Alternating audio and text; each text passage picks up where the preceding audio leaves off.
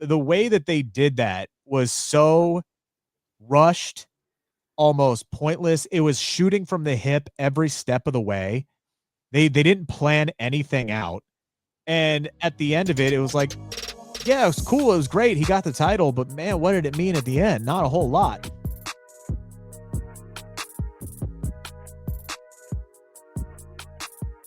What's going on, everybody? Zack Heydorn here, Rick Ucchino over there, and we're finally back for a new episode of Discussions here on the Takedown on SI. Rick, man, it has been a bit, but we're back, and man, but there's a lot of stuff that we could pick from to talk about here. But I was gonna say, like, the last time we did one of these before you went on your, tour across gallivanting. Before you went gallivanting overseas, I'm surprised you came back. In all sincerity, the last time we spoke, like AJ Lee had just returned, and now she's already gone again. So it's like there's been a lot that has gone down. Seth Rollins has been, stripped of the World Heavyweight Championship because, ironically enough, his world title reign that started with a fake injury in a match has ended because of an actual injury in a match. Like, wow. That's the cruel twist of irony on that was not lost on me when that happened, for sure. So it is that is cruel, man. But let's stay there. Let's stay there with this conversation. The news out of the Wrestling Observer this week is that at some point in the near future, Bron Breakker is going to end up with that WWE World Heavyweight Championship. Not to be that guy, but no duh. Anyway, yes. Like, not that that's like breaking news or anything. There's more to the report. There's more to the report than that. That's not a big stretch. All right. The story imagine that one's pretty good. Yeah. The story is that the WWE has like their Bron Breakker crowning strategy. They know how they're gonna do it. They want to do it a certain way, and that way was not by him winning a battle royal and wrestling on Saturday night's main event, a streaming only show on Peacock, to win the title there. What does that mean moving forward? When is he going to win the championship? We don't know any of those pieces. But my question to you, to like break down this week, given the circumstances of Seth having to drop that title because of injury, and really WWE kind of green lighting this Vision split because of that and because of the time he's going to be missing, Bron Breakker gets launched to the top of Raw in a lot of ways because he's at the head of this Vision faction. He just did this big turn. Is it the right move to hold on Bron Breakker winning the championship, or does this push need him to have that belt for it to have the credibility that WWE wants him to have? Shoot. Yeah, I think it's the right call to wait. 100%. And I know there's a lot of people out there who are like, man, will you guys just push somebody who's under the age of 50 for the love of God, and this, that, and the other thing. Our own SP3 was railing against this on social media this week. He's very, very passionate about this. He's like, will you guys push the young guns? And I'm like, okay. I mean, yeah, they kind of are. Look at what Dominic Mysterio's doing right now. Bron Breakker is in a great position right now. Does he need to be the World Heavyweight Champion next Saturday? No. Yeah. He needs to be the World Heavyweight Champion when Seth Rollins is ready to return. The Wrestling Observer, also, we'll go ahead and credit them, has a timeline of about 7 months for Seth Rollins to come back from his shoulder surgery. So that would put him somewhere in the vicinity of WrestleMania 42. Hopefully he can come back before then. We might be doing like a Cody Rhodes Royal Rumble type situation where he literally comes back like on the day of. Yeah. And maybe he's able to get back, and his first match is challenging Bron Breakker at WrestleMania. Who knows? That's so far down the line. But that's when you need Bron to be the guy. Yeah. And the thing that you need also, I'm going to say this in a different way, is you need Bron to be the guy. You need to make sure that he's ready to be the guy. Is Bron Breakker ready to be the face of Monday Night Raw and be the World Heavyweight Champion at 26, 27, whatever age he is? I'd say in the ring, yes. I'd say there's some other things, maybe not so much. Is he ready to be that guy who can step out there and carry a promo for 10 to 12 minutes and open up a an episode of Raw or SmackDown or, whatever it is. Maybe, possibly. I don't know yet. I don't know if his promo game is that strong, but that's where he has Paul Heyman that can really help him out in that situation. Is he ready to be the face of the company from media obligations? Also don't know that. He's got a reputation of not being the best interviewer. It's been a hot minute since I've had the chance to talk to him, so, I can't really say that personally, but, there's a lot of things that you have to make sure that he is ready for.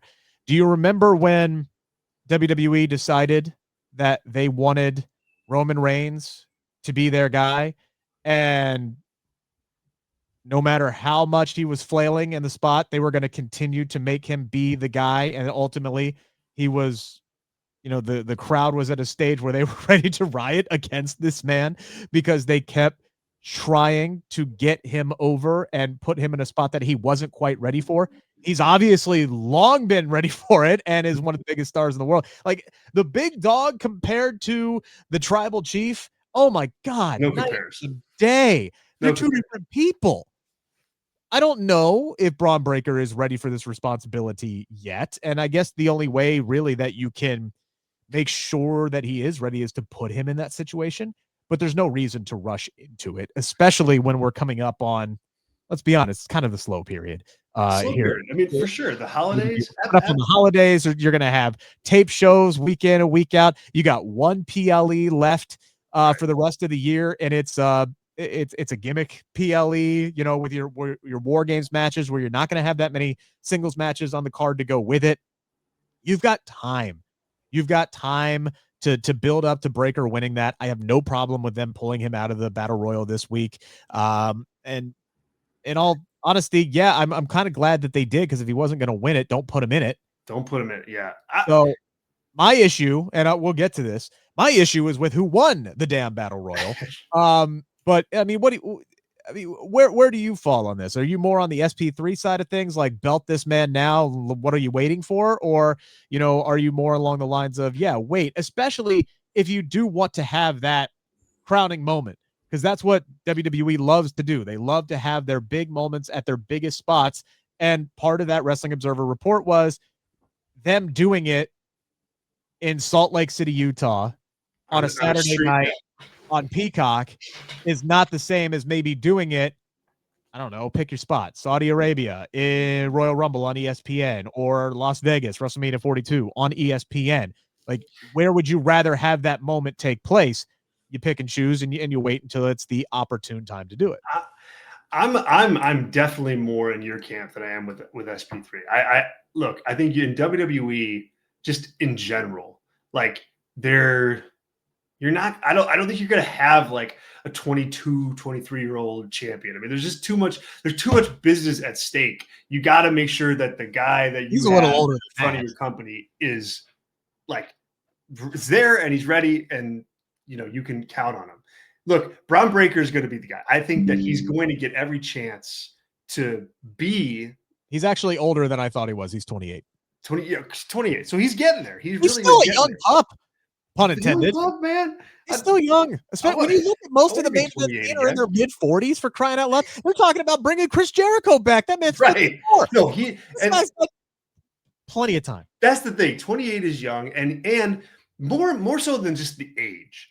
It's the other element of this, which is the presentation of Bron Breakker winning the world championship for the first time. Look, there are tiers to, there are levels to different stars winning their championships. I think somebody like a Big E, when he won his championship, great moment, but I don't think you had to you could try to plug and play that moment into a lot of different places if you wanted to, just because people knew Big E, he had this really long journey, he's solidified.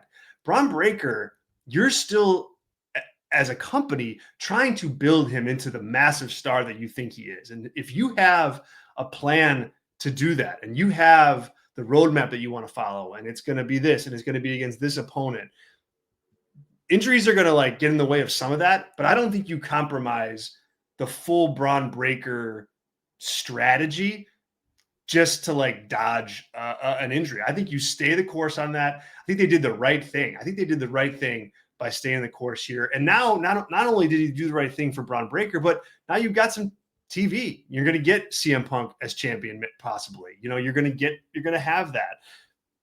Patience. The Breakker time will come. I think they did right by sticking to their guns. We want to do this Bron Breakker thing this way, and so we're gonna.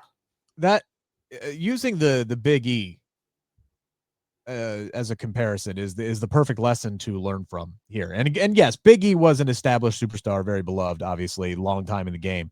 But as a singles competitor, they still had more work they could have done with him, and they very much rushed what was setting up to be a really good, like, the whole shtick that he was doing, where he was like stalking Paul Heyman backstage, and like it was good. Yeah, he was toying around with the briefcase and doing the whole I'm awkwardly watching television thing. Like, he was fun, he was entertaining, he was having there was so much more string on that line that they could have just played out for months and months and months until they got a bigger moment for him to cash in.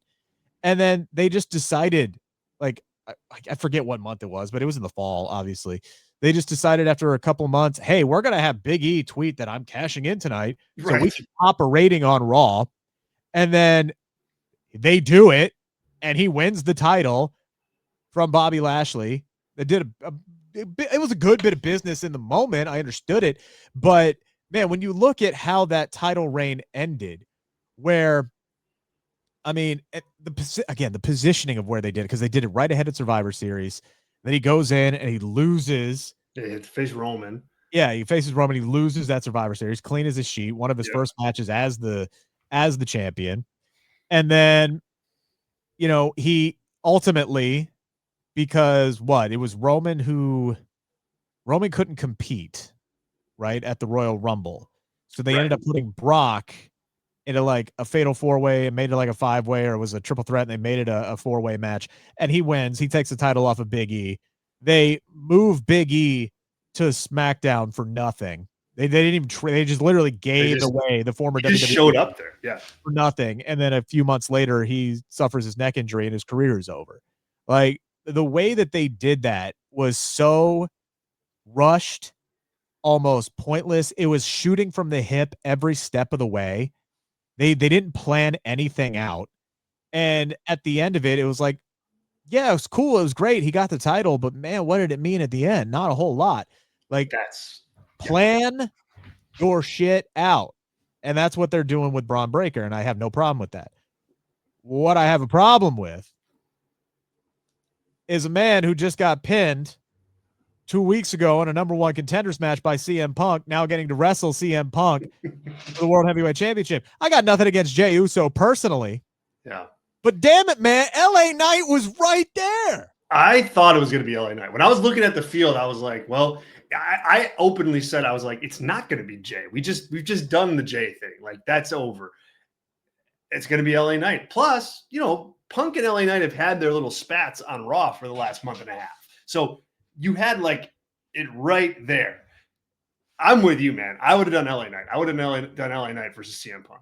So I did an article for the Takedown on SI breaking down the top 5 candidates to replace Seth Rollins as World Heavyweight Champion. And this was after, like, a day or two after the injury, or the attack, like after the Vision turned on him and we knew something was up and he was going to be out for a while. I listed 5 people. Jey Uso was not on that list. Jey Uso was not on that list because that man literally got pinned in a number one contenders match. Well, he's done. You're not going to turn around and just be like, well, we know CM Punk just beat this guy, so let's put him against CM Punk again. Clearly, that booking doesn't make any damn sense. Why don't we try and give somebody else a shot at it? And I listed off, I'm trying to remember who I put on the dang list. I know I put Gunther on there just in case, if he decided, if he was ready to come back. Put Gunther on there. I put Bronson Reed on there. He should have gotten heavy consideration. Bron Breakker was obviously on there, but if they weren't ready to go in one of those two directions, the one man who made the most sense was CM Punk from a storyline standpoint. Yeah. He's somebody, obviously the history with Paul Heyman, who can slot right in as the main protagonist to the antagonists that are the Vision. He can carry the World Heavyweight Championship. He's a guy that, as much as he might hate doing it, he's great with the media. He can carry a promo segment. You can build an entire show around him. The crowd's going to pop for him. He is a tailor-made World Heavyweight Champion ready to carry a show right now.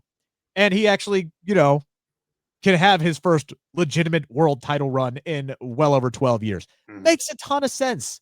Slots in perfectly. And when they're ready to pull the trigger, you can have Bron Breakker just beat the holy hell out of him, obliterate him, and stand over him like it was Brock Lesnar who just destroyed John Cena, right? Like, you could do that and really set this guy up, and all conditions are satisfied. Everybody's happy. CM Punk gets his winter tour as the World Heavyweight Champion. His long road back is finally celebrated. Everything's great. Or you can reward a guy who has arguably been one of the most misbooked people of the last 3 years, and it has not mattered. It has not mattered. This man survived Vince McMahon trying to turn him into a male model manager. This guy survived a feud with Bray Wyatt, God rest him, who just punked him out at every turn. Their match at the Royal Rumble got cut for time, and I don't think LA Knight had a single damn bit of offense in it. He got punked out, did not get on WrestleMania that year, was barely on SummerSlam that year, won a gimmicked battle royal as like his first big welcome to the big league moment a year after fans were really getting behind this guy. Loses at every big opportunity that he gets the United States Championship run, we've been waiting a year for, beats Logan Paul in his hometown, has the belt for a couple months, loses to Shinsuke Nakamura, wins it back just so he can hotshot it to Jacob Fatu at WrestleMania.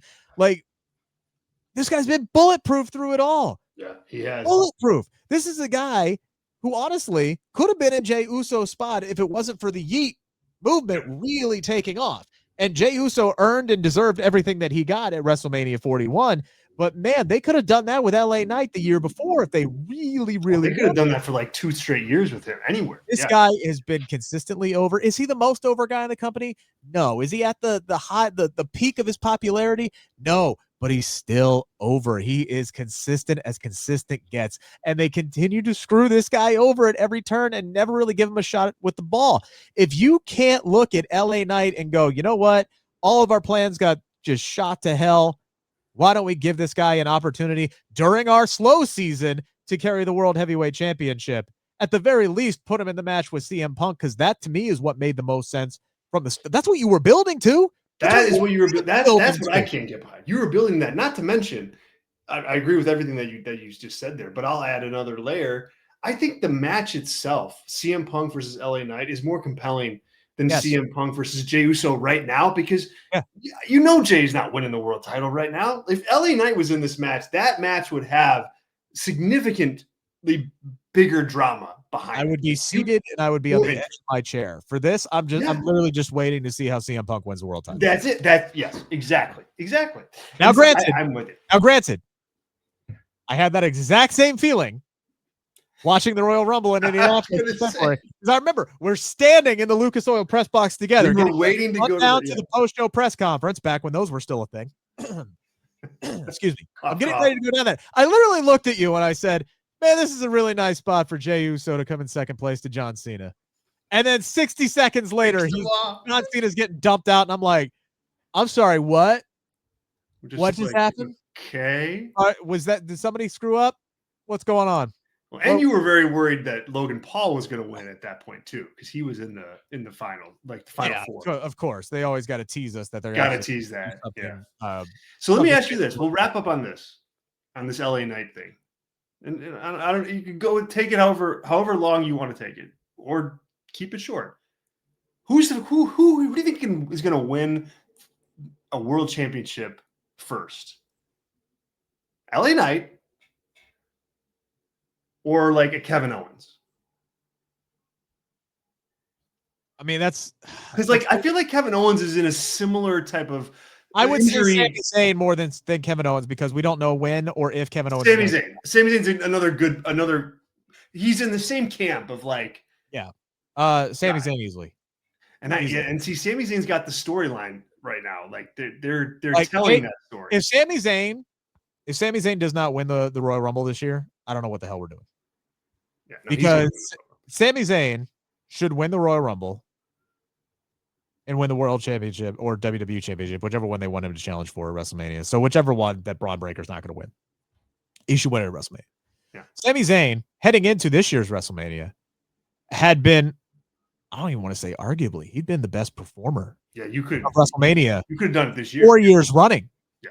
And they didn't have him on the card this year, which was, I get it. It's not every year is going to be your year. You got a stacked roster. There's still only so many spots, even with a 2-night card. Okay, I understand that.